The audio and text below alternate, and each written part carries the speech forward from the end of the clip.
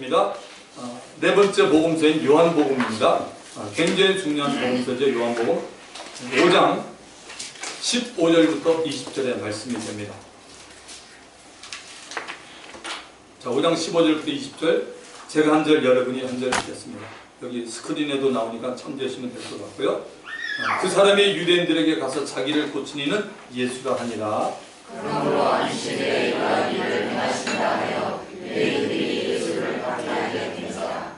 예수께서 그들에게 이르시되 내 아버지께서 이제까지 일하시니 나도 일한다 하시매, 유대인들이 돌아가고 예수를 죽이고자 하니 우리는 안식일을 범할 뿐만 아니라 하나님을 자기의 친아버지라 하여 자기를 하나님과 동등으로 삼으시니라. 그러므로 예수께서 그들에게 이르시되 내가 진실로 진실로 너에게 이르노니 아들이 아버지께서 하시는 일을 보지 않고는 아무것도 스스로 할 수 없나니 아버지께서 행하시는 그것을 아들도 그와 같이 행하느니라.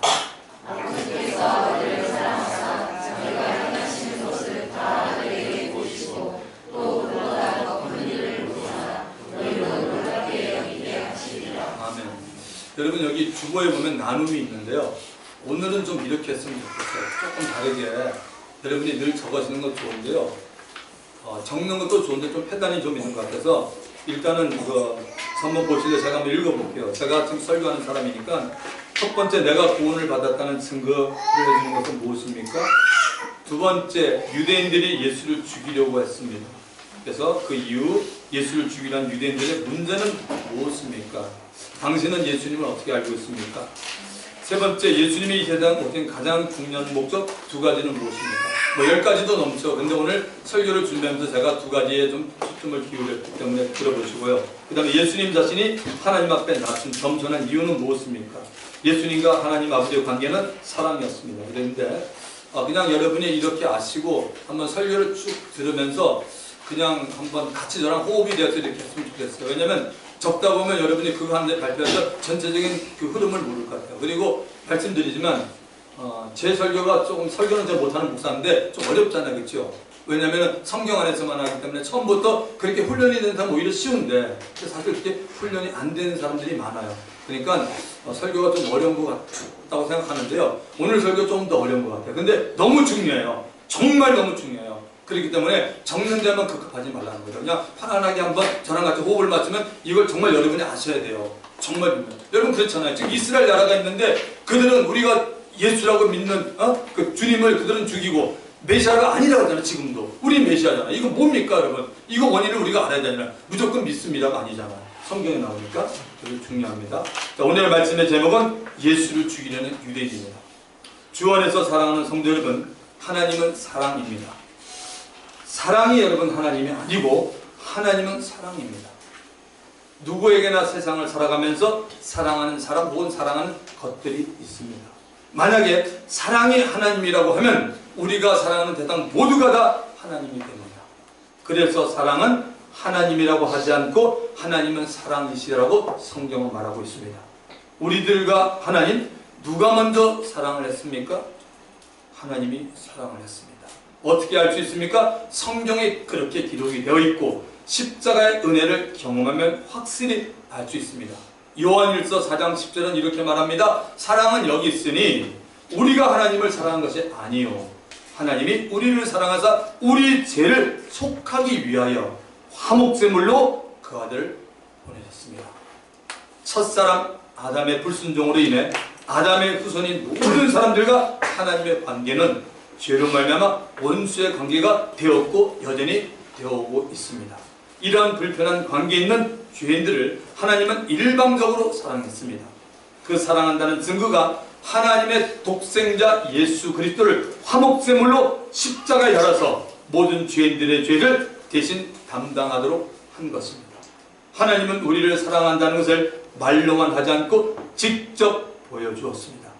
죄 없는 하나님의 아들 그리스도가 죄인들을 위해서 희생이 되신 겁니다.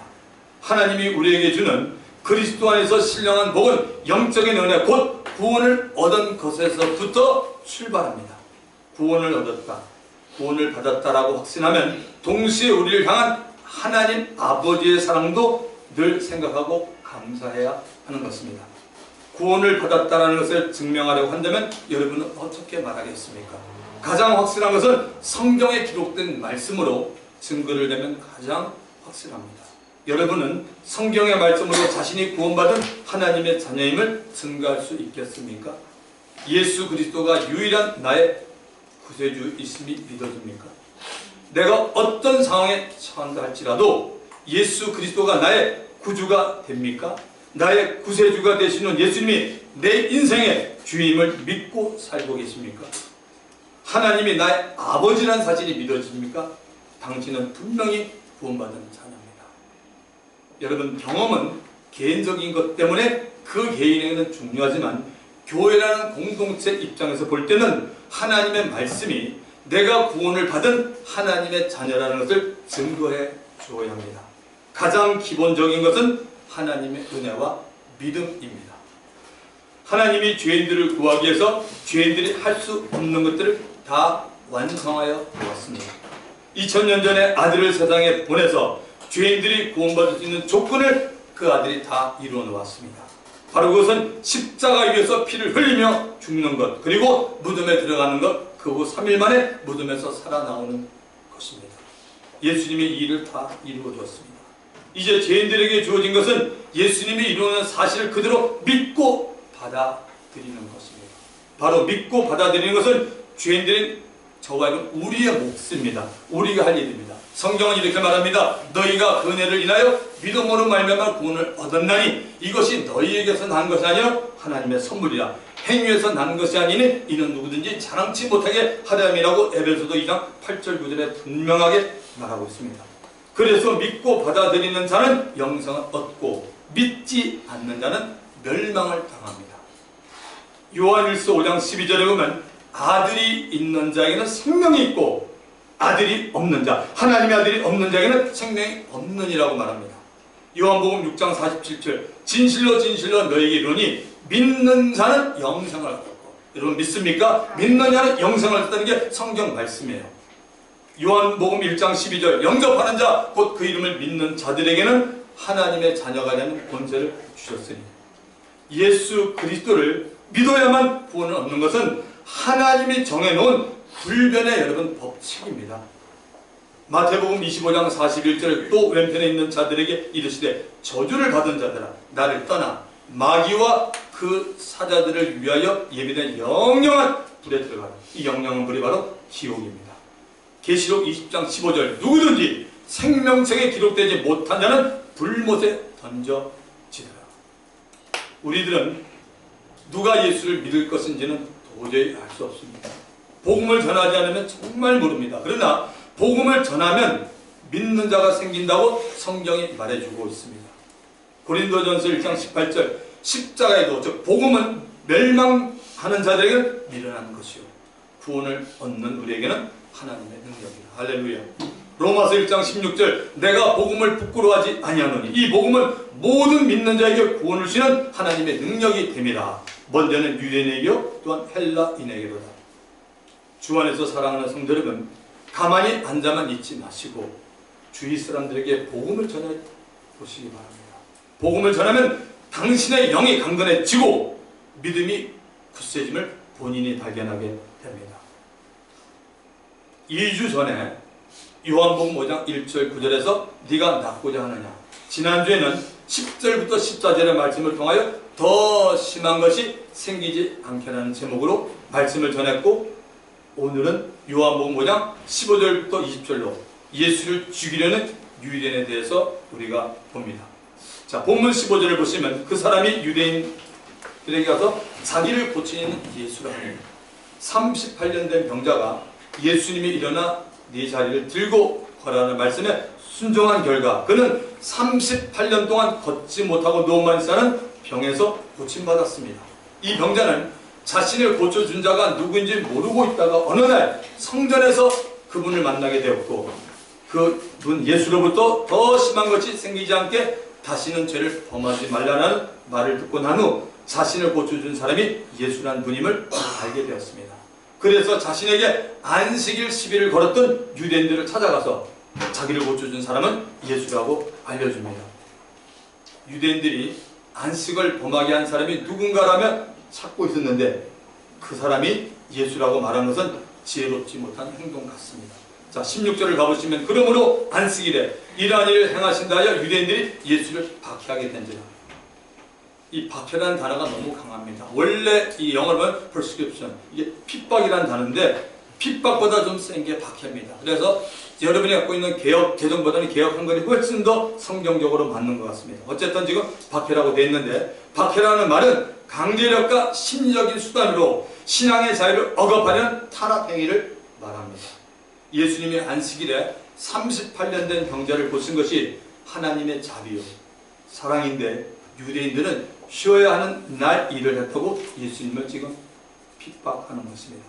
하나님의 마음으로 성경을 읽고 보지 않으면 유대인들이 예수님에 대해서 오해를 하고 핍박을 하고 생트집을 잡는 것처럼 우리들도 이런 오해와 실수를 번번이 하게 될 수 있습니다.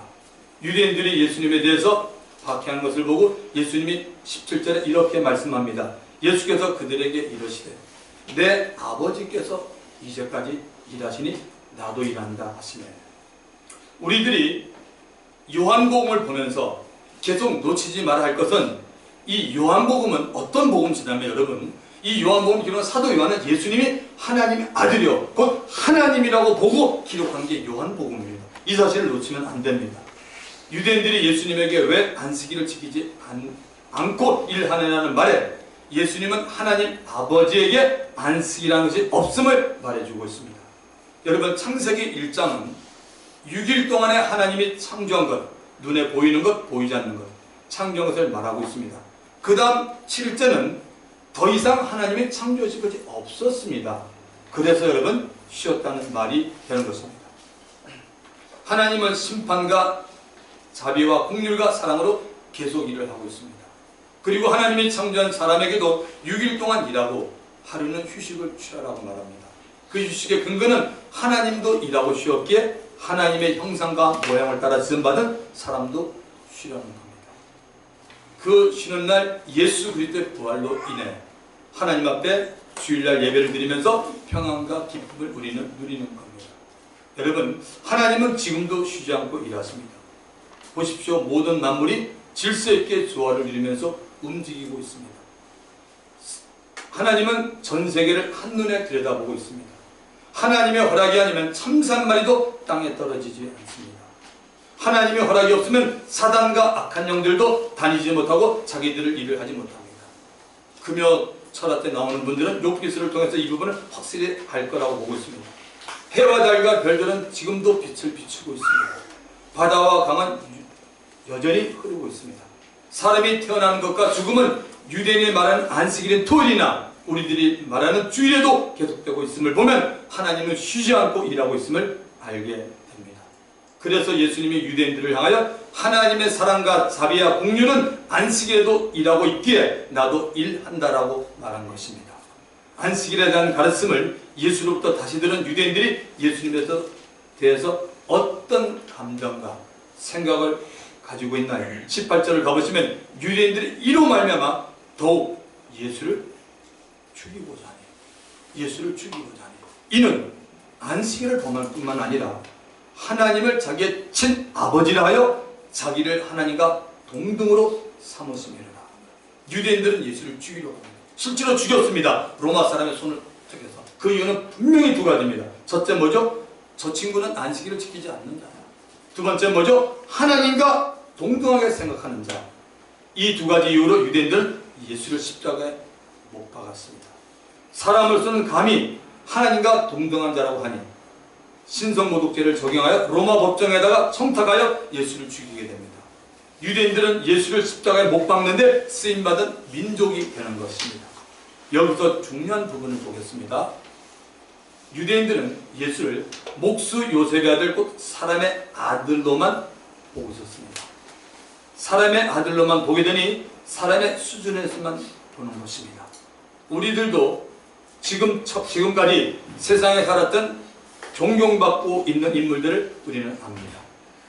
석가모니, 공자, 맹자, 나폴레옹, 이순신, 처칠, 메가드, 간디, 뭐 더 많은 인물들, 그 누구의 이름을 들어봐도 그가 살았던 시대에 영향을 끼쳤고 현재까지도 영향을 끼치고 있는 자들이 있습니다. 그러나 그들 모두는 다 사람이었습니다. 맞습니까? 사람이었습니다. 성경에도 이와 같은 인물들이 나옵니다. 노아, 아브라함, 야곱, 요셉, 모세, 다윗, 엘리야, 다니엘, 베드로, 사도 요한, 바울 다 사람이었습니다. 저와 여러분도 사람입니다. 하나님도 이들 모두를 볼 때 사람이라고 합니다. 자, 그렇다면 하나님 아버지는 예수를 어떻게 보았습니까? 하나님 아버지는 예수를 어떻게 보았습니까? 사람의 아들로 보고 있습니까? 하나님의 아들로 보고 있습니까? 하나님의 아들로 보고 있습니다. 그래서 저와 여러분이 대충 알면 되고 성경으로 인사를 정확하게 우리가 정립을 하지 엉터리 이단에 끌려가지 않고 구원도 우리에게 안에서 정확하게 이미 오던 구원이지만 우리가 합증할 수 있는 겁니다. 마태복음 3장 16, 17절에는 예수께서 세례를 받으시고 물에서 올라오실 때 하늘이 열리고 하나님의 성령이 비둘기같이 내려 자기 위에 임하심을 보더니 하늘로부터 소리가 있어 말씀하시되 이는 내 사랑하는 아들이요 내 기뻐하는 자라 하시니라. 요한에게 침례를 받고 있는 예수가 하나님이 보낸 사랑하는 아들이요 하나님이 기뻐하는 자라고 공식적으로 하나님 아버지가 말씀하며 인정하고 있는 장면입니다. 예수님의 12제자 가운데 예수님을 참으로 사랑했지만 한때 부인했던 베드로는 예수님을 어떻게 보고 있습니까? 마태복음 16장 16절 주는 그리스도시요 살아계신 하나님의 아들이라고 말합니다. You are the Christ, the Son of the living God. 당신은 그리스도요 살아계신 하나님의 아들이라고 말합니다. 베드로는 자기들과 함께 지내는 예수님이 구약 성경의 약속이 된 메시아 그리스도요 이스라엘 역사를 주관하며 이 우주 만물의 창조주가 되신 하나님의 아들이라고 고백하고 있습니다. 세례 요한은 예수님을 어떻게 보았습니까? 요한복음 1장 33절과 34절에 보면 세례 요한이 이렇게 말합니다. 나도 그를 알지 못했으나 나를 보내어 물로 세례를 베풀라 하신 그이가 나에게 말씀하시되 성령이 내려서 누구 위에 머문 것을 보거든 그가 성령으로 세례 베푸는 줄 알라 하셨기에 내가 보고 그가 하나님의 아들이심을 증언하느라 하니라. 할렐루야. 하나님 아버지가 세례 요한에게 세례 베풀 때 세례받는 수많은 사람 가운데 어느 한 사람에게 성령이 내려서 그 사람에게 머물 것이다. 요한아 너는 이런 일이 일어나는 것을 보면 그 사람이 바로 내가 보낸 나의 아들이요 성령으로 세례를 베풀 자를 기억하라고 말씀한 겁니다. 그렇다면 여러분 영계에는 여러분 마귀라는 존재 있는 거 아시죠? 마귀와 귀신은 어떻습니까? 마귀는 예수님을 어떻게 보았습니까? 예수님이 자신을 보내신 하나님 아버지의 사역을 시작하기 전 세례요한에게 세례받고 난 후 성령께서 예수님을 광야로 내멉니다. 예수님은 광야에서 40일 동안 금식을 했습니다. 금식 후 마귀가 예수님을 시험합니다. 첫 번째 시험을 말씀으로 이긴 예수께서 예수에게 마귀는 예수를 데려가 거룩한 예루살렘 성전 꼭대기에 세워두고 이렇게 말합니다. 마태복음 4장 6절 이르되 네가 만일 하나님의 아들이거든 뛰어내리라 기록되었으되. 마귀는 예수가 하나님의 아들인 걸 알았습니다. 그래서 하나님의 말씀을 시험하도록 유혹하고 있는 겁니다. 마귀가 예수에 대해서 하나님의 아들이다 아니다라고 말을 해도 예수님은 마귀의 말에 넘어가지 않습니다. 왜냐하면 예수님은 하나님의 아들이기 때문에 그렇습니다. 그래서 마귀는 예수님에게 너 하나님의 아들이지 아들이라면 예루살렘 성전 꼭대에서 밑으로 뛰어내려보라고 하는 마귀의 말에 넘어가지 않습니다. 뛰어내리면 마귀가 이렇게 말합니다. 천사가 받아준다고 성경 시편 91편에 기록이 되어 있으니 뛰어내려봐. 과연 기록된 하나님의 말씀이 안 맞는지 예수 네가 한번 시험해봐. 테스트해보라고 말합니다. 여러분 하나님은 누구든지 하나님의 말씀을 테스트하는 걸 굉장히 싫어하십니다.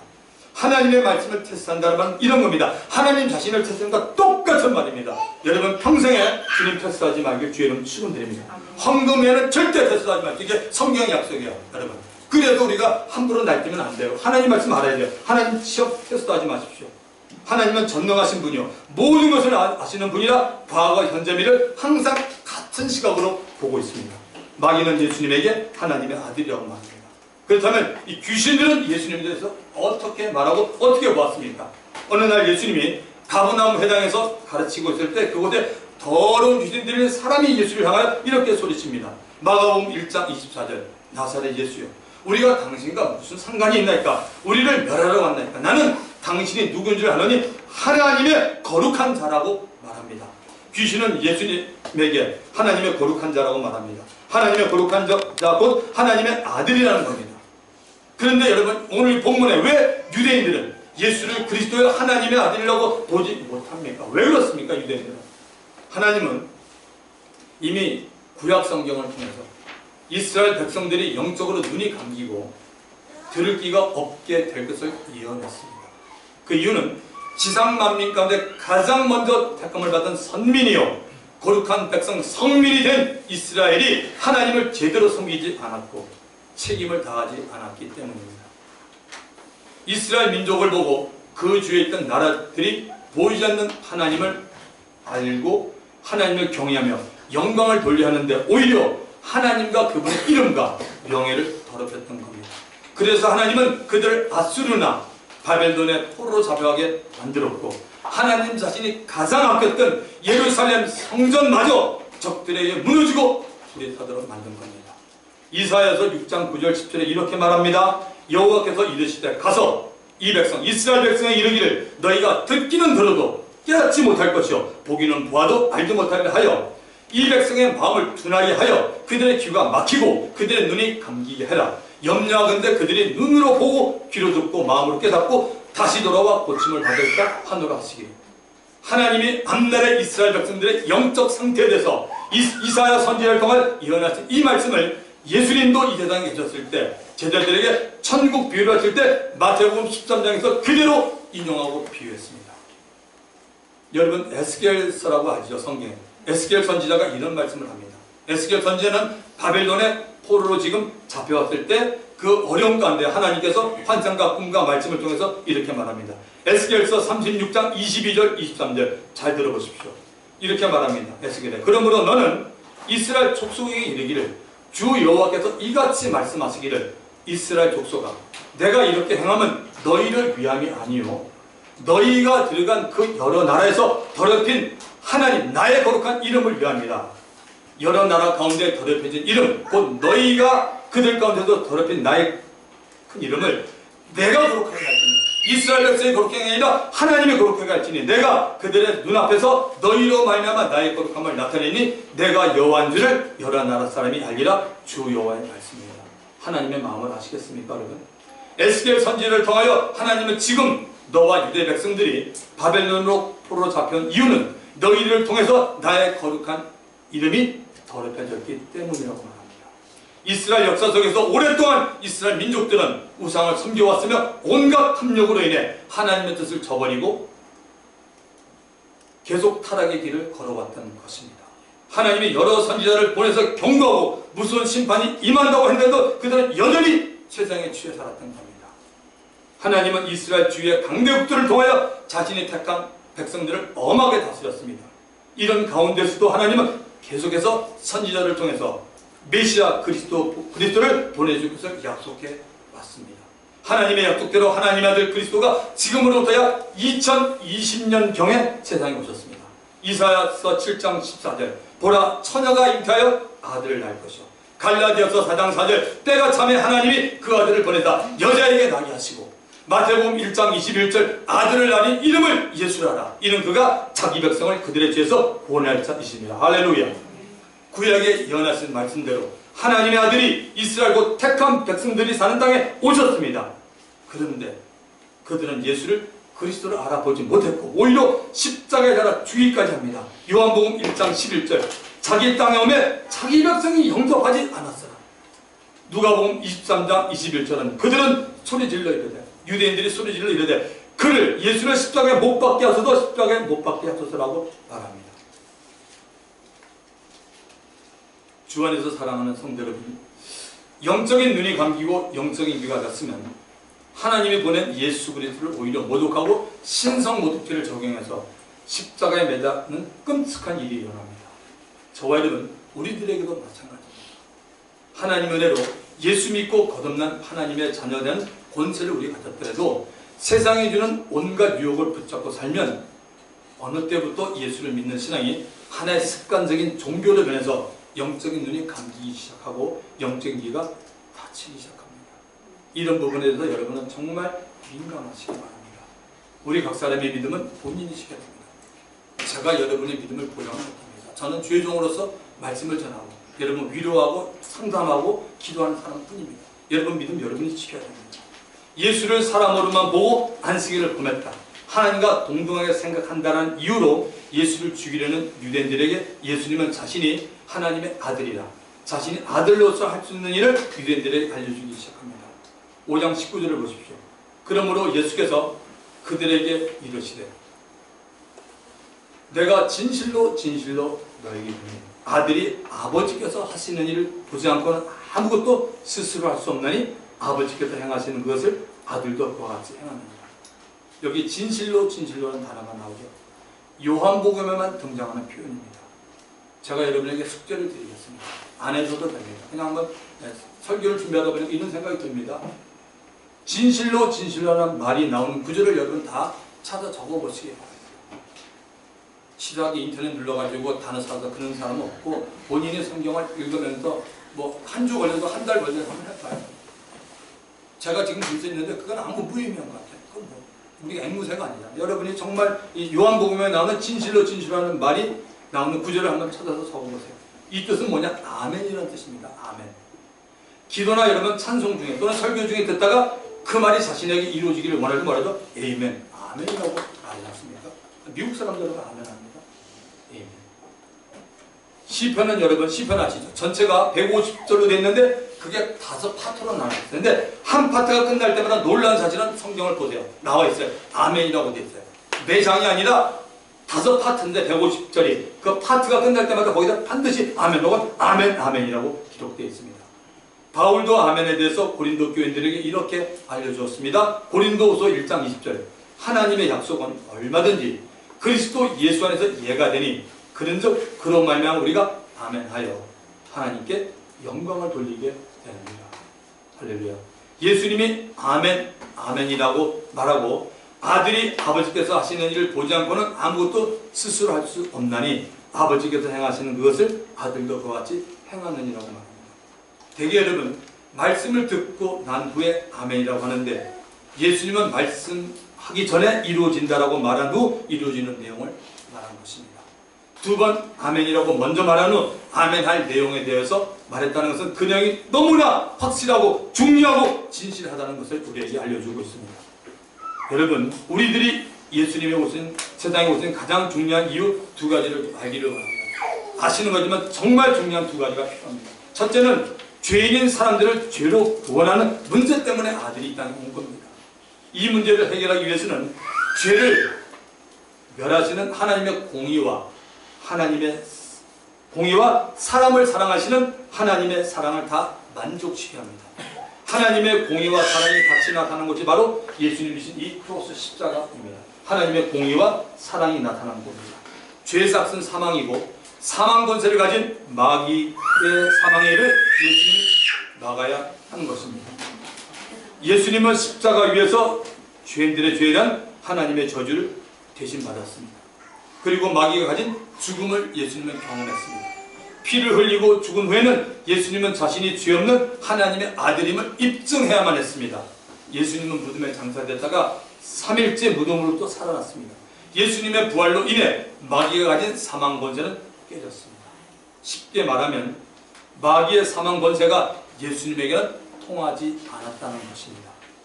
예수님이 흘린 피는 죄인들의 죄를 하나님 앞에 용서받게 하는 흠없고 점없는 어린 양 같은 보배로운 피였습니다. 베드로전서 1장 19절에 그렇게 말합니다. 예수님이 십자가를 지고 피 흘리면서 죽음 경험하고 부활해 하는 것을 하나님은 인간을 창조하기 전에 이미 계획을 세워 놓았습니다.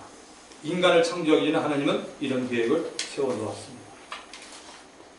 에베소서 1장 4절 5절을 보시면 창세전에 그리스도 안에서 우리를 택하사 우리로 사랑하여서 그 앞에 거룩하고